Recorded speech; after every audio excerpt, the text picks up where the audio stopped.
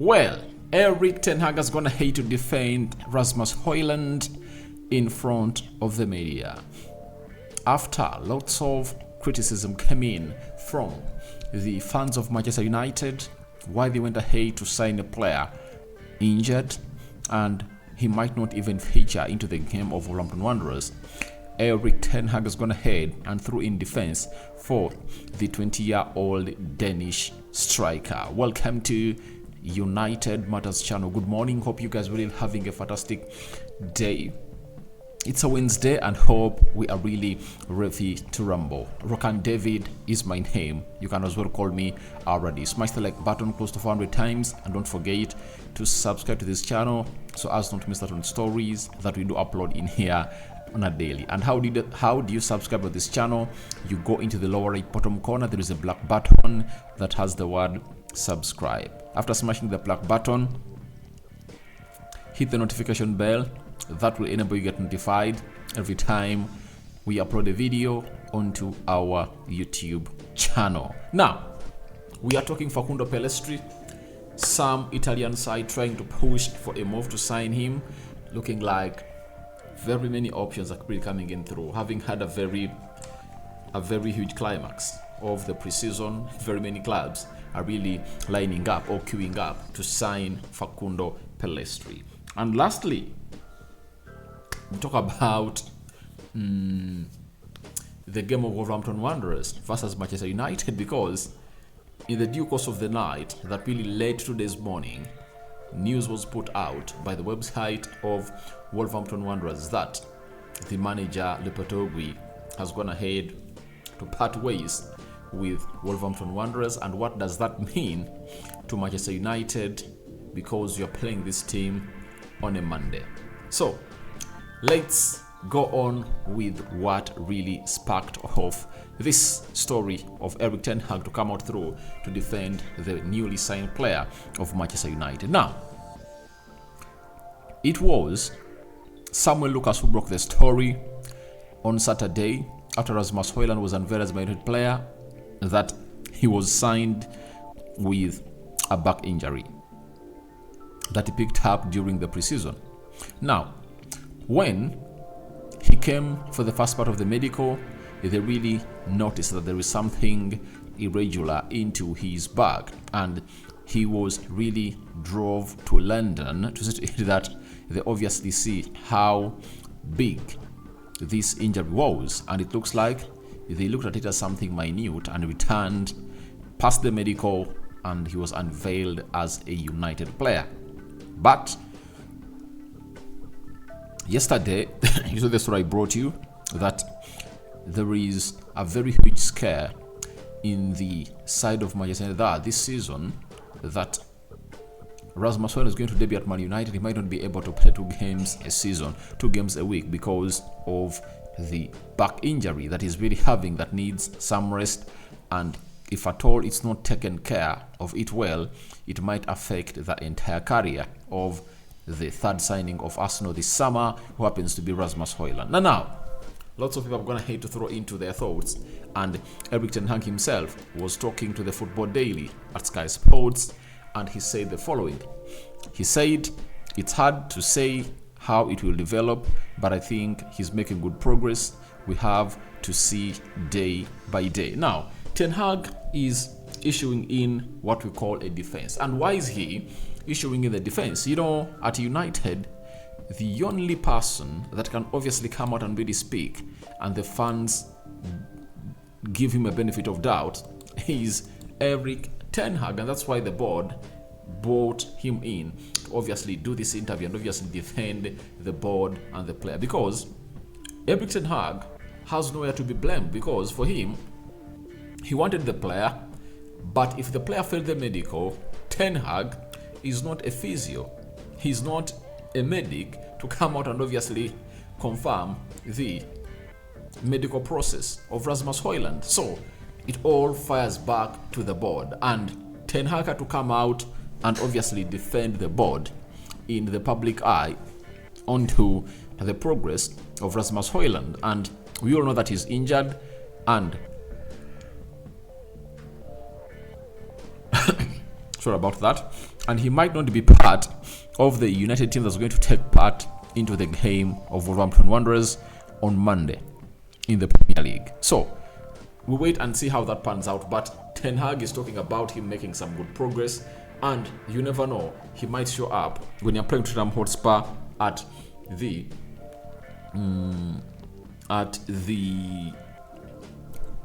Tottenham Hotspur Stadium, I think next weekend. Not this weekend, but next weekend. So, to my understanding, I believe Ten Hag is really so much ready to defend this club, and he needs to defend the players. And we've seen him defend the club and the players. That is it, especially where it matters most. But for Rasmus Hojlund, a defense has been thrown in, and I think it really helps to reduce a little bit of pressure on Rasmus Hojlund, and that's why in this game of Wolverhampton Wanderers, where he's not going to be playing, I would love to see Anton Martial back. To see to it that we obviously have a centre forward score in the goals like 4 or 3, and then we don't pile pressure onto the newly signed player. Because if at all you score like 1 or 2 goals, the entire media will really turn their bullets to Rasmus Hojlund. That United signed a centre forward and they're not really scoring in goals. So we need to see goals going in on Monday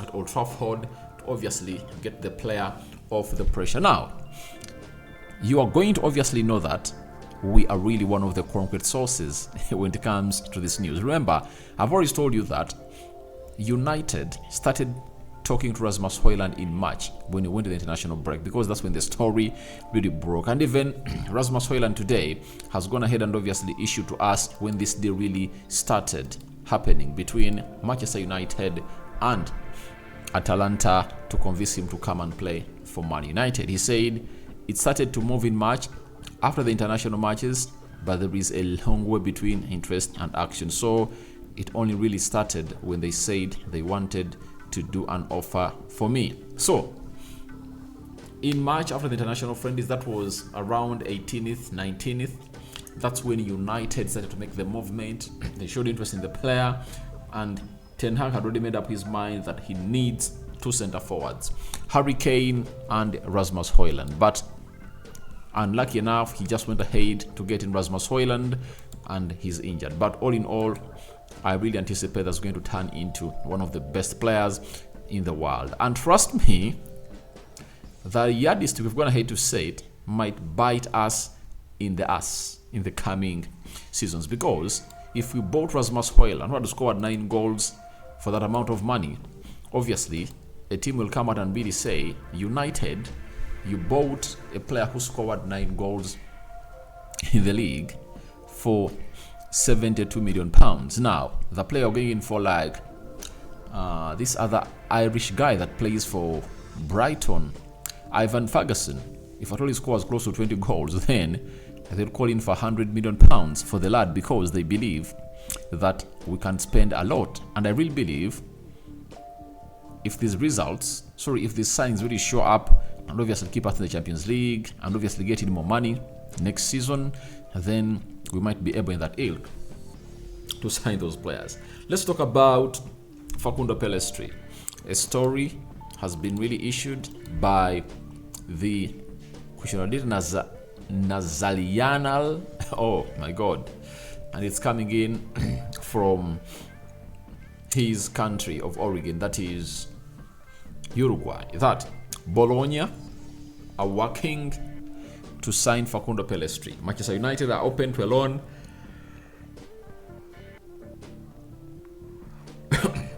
What about this? With a right to buy. He already has an Italian passport, meaning he wouldn't count as a non-EU signing. So, Facundo Pellistri, having put up a very, very thrilling performance as United capped their preseason in Dublin, has attracted lots of teams. Serie A, La Liga, Eredivisie, the Premier League, Boca Juniors, and very many others have lined up their interest to sign this player on loan. But I think Bologna putting there an option to buy, that's something that Ten Hag won't give green light for it to happen, because he sees a lot into this player. He's a very, very talented player. Very, very talented player. And that's why I have two options. Either we keep him at Man United or we loan him in the Premier League. I see no reason as to why you should loan him outside the Premier League yet. We are grooming him to become a Premier League player. Secondly, I have a feeling now that he might not leave the club of Manchester United. After that injury of Amad Diallo, United are really short of players to play into the right attacking side of the midfield. And with minutes being added more to the game, as FIFA want teams to play 90 minutes, meaning that after playing the 90 minutes, close to 8 or 10 minutes will always be added in. That means we are going to be making more substitutes, especially into the dying time, because some players will be tired and will be need to get them off the field of play and get in others. So that's where you need a very huge squad, and Ten Hag might be really willing to get him on. So for me, I wouldn't like to see Facundo Pellistri go to Italy, neither Spain, neither the Eredivisie, but I want him to play in the Premier League. Though Ten Hag's original idea was to loan him to FC 20 in Netherlands, so that gets enough playing time, and I think he needs what we call enough playing time to play game in, game out. He has already shown us at United that has some good flashes of what we call miraculous moments, and if at all he goes in and gets coached with a technically gifted coach, he'll turn into one of the best players that we'll ever really need. Look at Hannibal. Just alone in the Championship has made him a better player, and Erik Ten Hag is not even willing to let him go on loan to Luton Town, yet Luton Town is willing to offer us close to £6 million of a long season loan for the player of Hannibal. So it shows you how a single loan can really improve a player. So let's wait and see how that's going to pan out, and we'll be here to reveal to you the rest that you guys really need to know about this Rasmus Hojlund deal. Now, United is set to play against Wolverhampton Wanderers. That is on Monday, and with how many days left? Today is Wednesday, then Wednesday, Thursday, Friday, Saturday, Sunday. 5 days from now,